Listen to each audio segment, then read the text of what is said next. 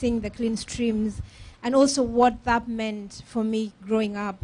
And I think seeing some of these things also being degraded, the water levels going down, the streams not flowing in the same fast speed, and to use your voice to protect that space because you love it so much. So I think that's really one of the things that we are missing and that's why in the same way we see a really big disconnect between what is happening in the inside of the rooms where the negotiations, so the realities on the ground, because there's a disconnect with the realities, and I think this is human heart to actually say this is what needs to happen.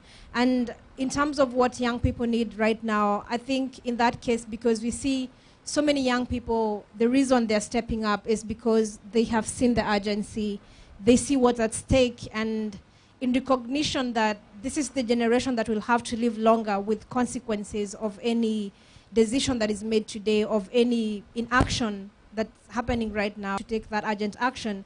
So I think we really need to be taken seriously, because I feel until now, I don't think young people have yet to be taken seriously. And this also calls for meaningful and genuine engagement of young people. Right now, I'm at COP27 with about 35 young people from across Africa, and these are young people who are doing really great initiatives back at home. And so at the Wangari Maathai Foundation, we started the Africa Climate Activist Hub.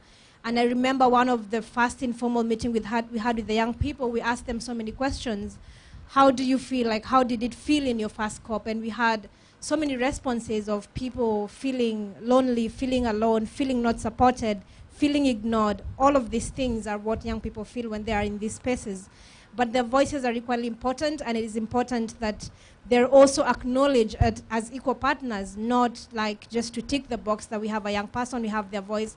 I think for young people, it goes beyond being able to have also the platform, but also how well their asks and their needs are taken into consideration, even made, and also how well they are involved in the entire decision-making processes.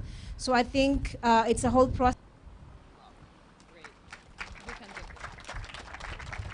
Yeah, I love what Liz said. I just wanted to add that the hub that Liz mentioned, I mean, one of the things that is really important is, and Paul, you know this from your time at Unilever, innovation requires that you give people space, you create the level of comfort that allows innovation to thrive.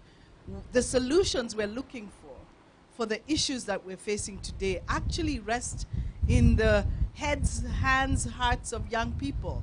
And if we don't listen, I think there's you mentioned, Alejandro, intergenerational dialogue, or I think it was you who mentioned, that if we actually genuinely engage in dialogue, there's so much innovation that can come out of that. Ideas that will unlock the blockages that we have at the moment. I sometimes feel like young people are watching us in this circus and wondering, what are they doing?